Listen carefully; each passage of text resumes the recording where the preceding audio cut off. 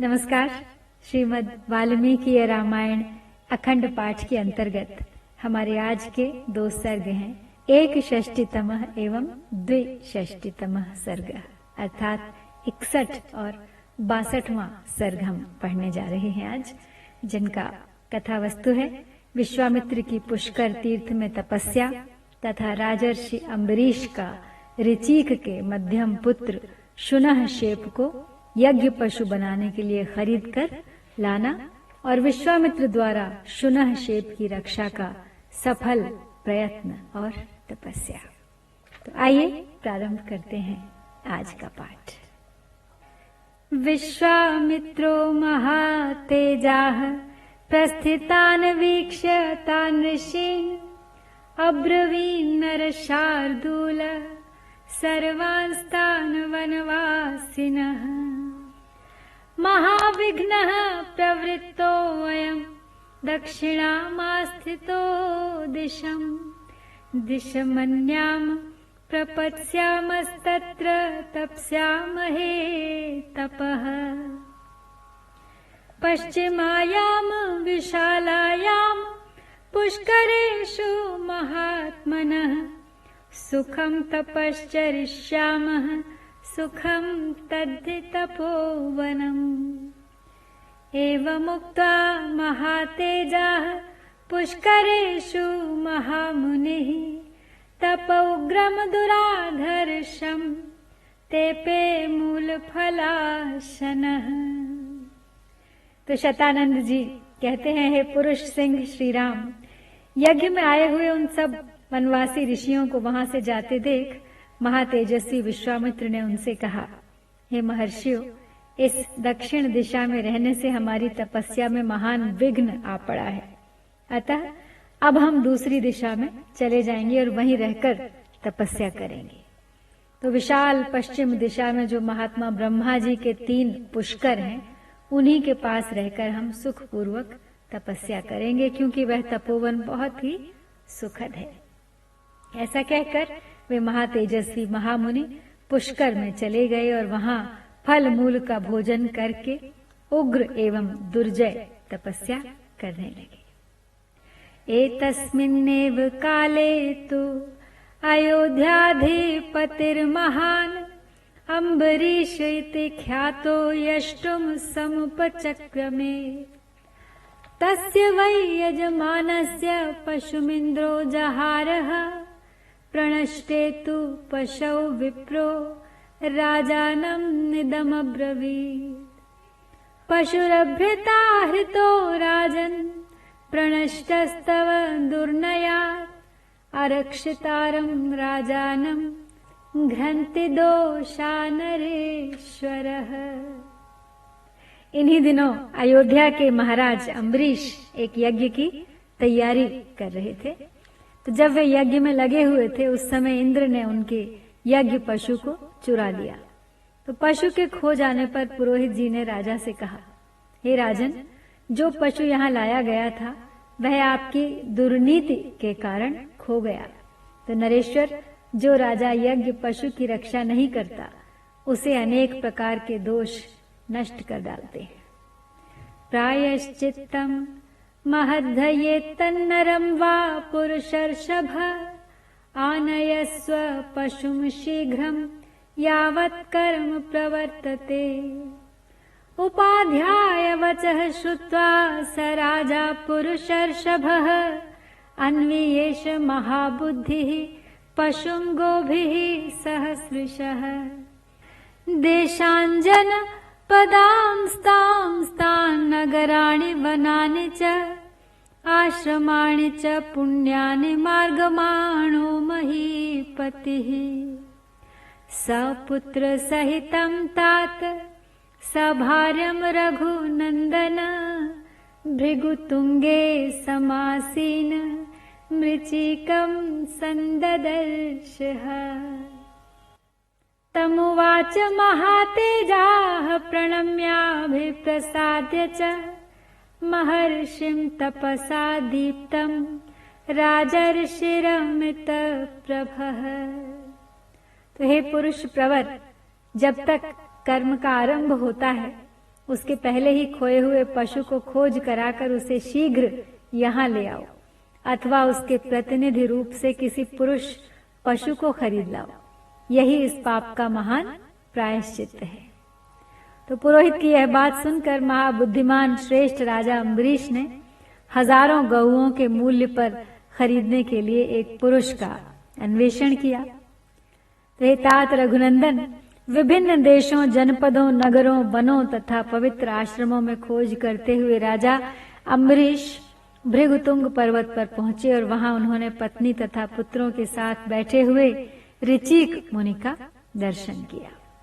और अमित कांतिमान एवं महातेजस्वी राजर्षि अम्बरीश ने तपस्या से उद्दीप्त होने वाले महर्षि ऋचिक को प्रणाम किया और उन्हें प्रसन्न करके कहा, पृष्ट्वा सर्वत्र कुशलम ऋचिकम तमिदं वचः गवां शतसहस्रेण विक्रीणीषे सुतं यदि पशोरर्थे महाभाग कृतकृत्यो अस्मि भार्गव सर्वे परिगता देशा यज्ञयं न लभे पशुं दातुमर्हसि मूल्येन सुतमेकं मितो मम एवमुक्तो महातेजा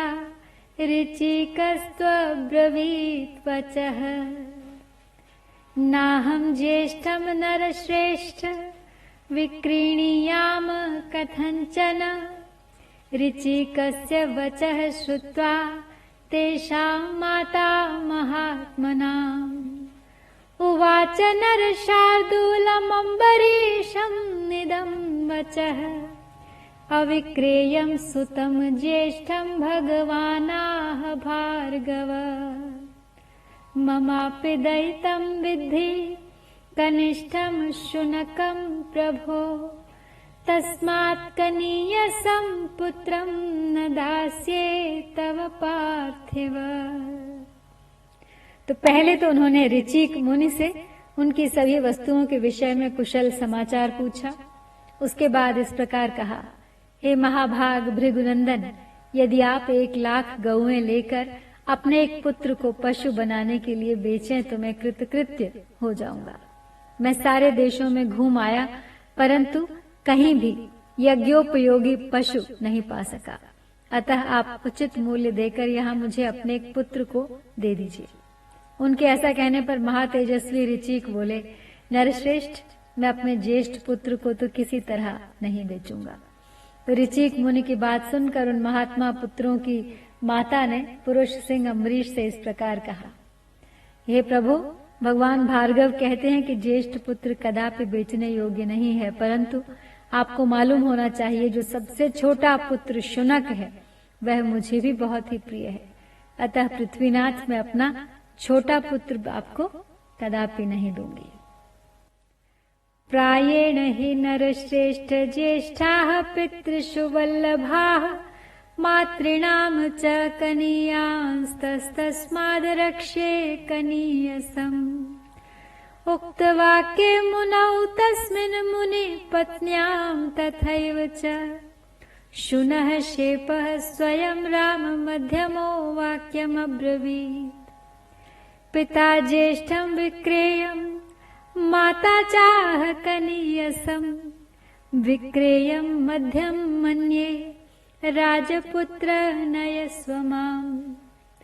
अथ राजा महाबाहो वाक्यान्ते ब्रह्मवादिनः हिरण्यस्य सुवर्णस्य कोटिभिः रत्नराशिभिः गवां शतसहस्रेण शुनः शेपं नरेश्वरः गृहीत्वा परम प्रीतो जगाम रघुनंदन। अम्बरीशस्तु राजर्षि रथमारोप्य सत्वरः शुनः शेपं महातेजा जगामाशु महायशाः। तो हे नरश्रेष्ठ, प्रायः जेठे पुत्र पिताओं को प्रिय होते हैं और छोटे पुत्र माताओं को, अतः मैं अपने कनिष्ठ पुत्र की अवश्य रक्षा करूंगी। तो श्री राम मुनि और उनकी पत्नी के ऐसा कहने पर मंझले पुत्र शुनहशेप ने स्वयं कहा, हे राजपुत्र, पिता ने ज्येष्ठ को और माता ने कनिष्ठ पुत्र को बेचने के लिए अयोग्य बतलाया है, अतः मैं समझता हूँ कि इन दोनों की दृष्टि में मंझला पुत्र ही बेचने के योग्य है, तो इसलिए तुम मुझे ही ले चलो।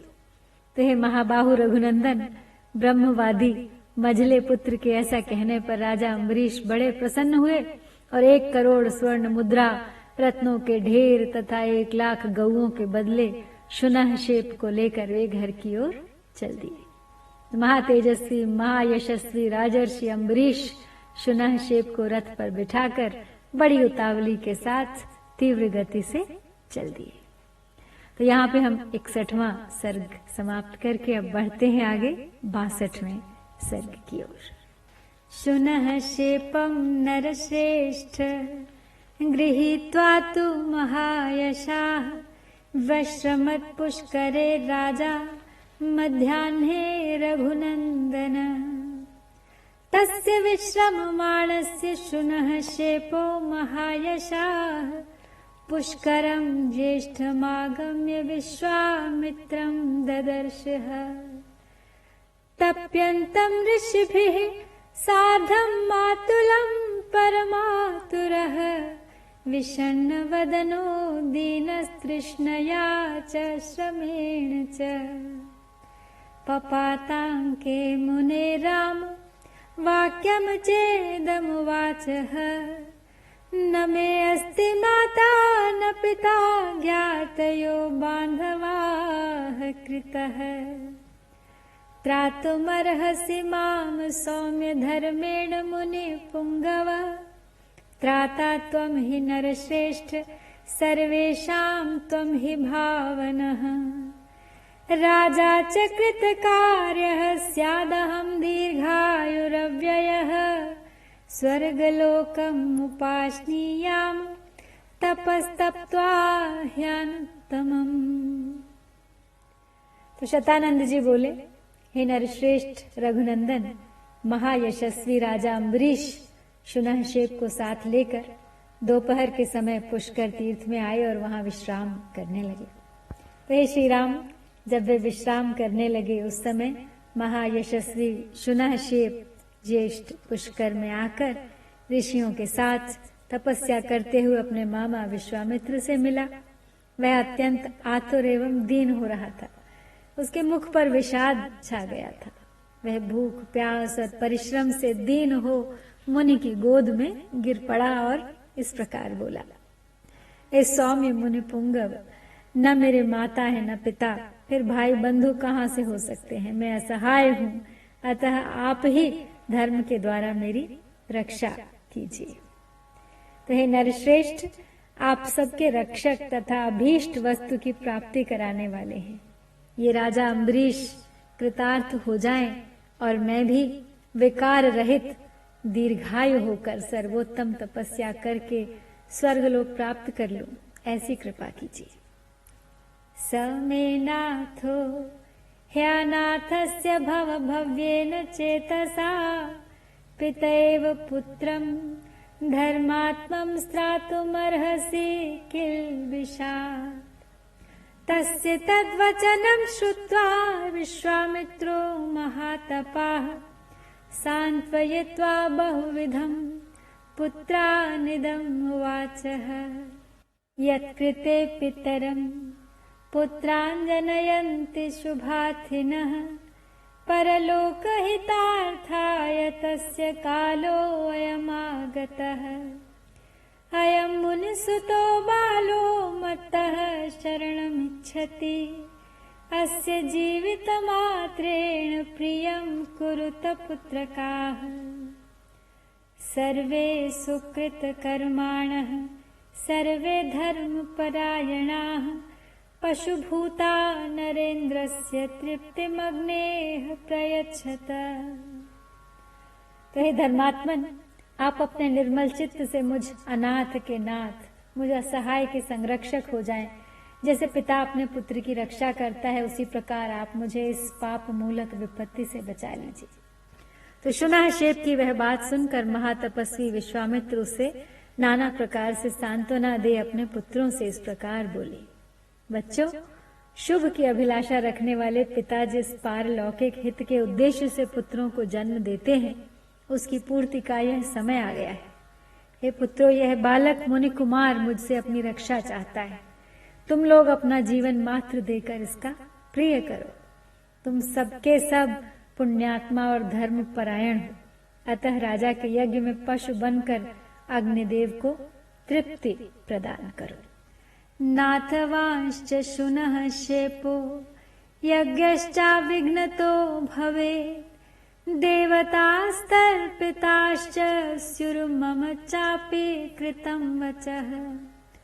मुनेस्तद्वचनं श्रुत्वा मधुच्छन्दादयः सुताः, साभिमानं नरश्रेष्ठ सलीलमिदम् अब्रुवन्।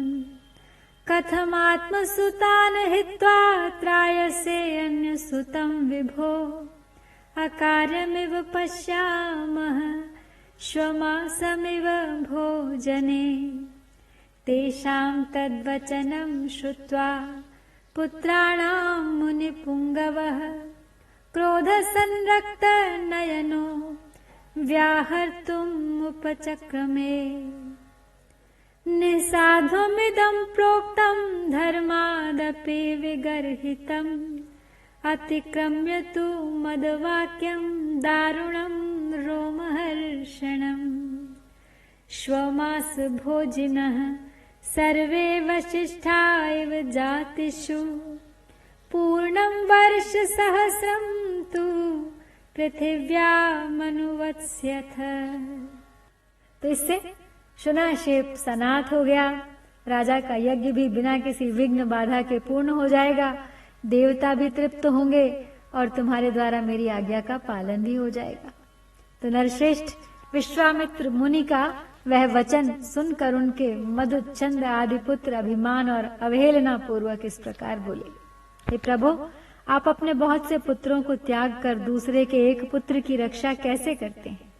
जैसे पवित्र भोजन में कुत्ते का मांस पड़ जाए तो वह अग्राह्य हो जाता है, उसी प्रकार जहाँ अपने पुत्रों की रक्षा आवश्यक हो, वहाँ दूसरे के पुत्र की रक्षा के कार्य को हम अकर्तव्य की कोटि में ही देखते हैं।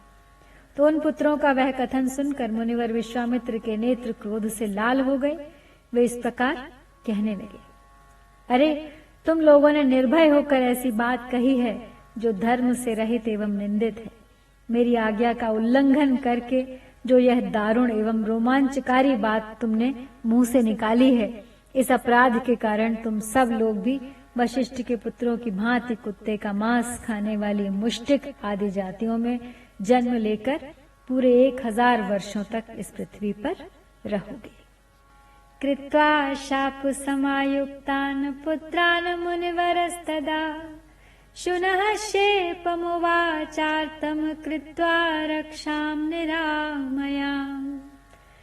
पवित्रपाशैराबद्धो रक्तमाल्यानुलेपनः, वैष्णवं यूपमासाद्य वाग्भिरग्निमुदाहर। इमे च गाथे द्वे दिव्ये गायेथा मुनिपुत्रक, अम्बरीशस्य यज्ञे अस्मिंस्ततः सिद्धिमवाप्यसि। शुनः शेपो गृहीत्वा ते द्वे गाथे सुसमाहितः, त्वरया राजसिंहं तमम्बरीशम् उवाचः। राजसिंह महाबुद्धे शीघ्रं गच्छावहे वयम्, निवर्तयस्व राजेन्द्र दीक्षां च समुदाहर।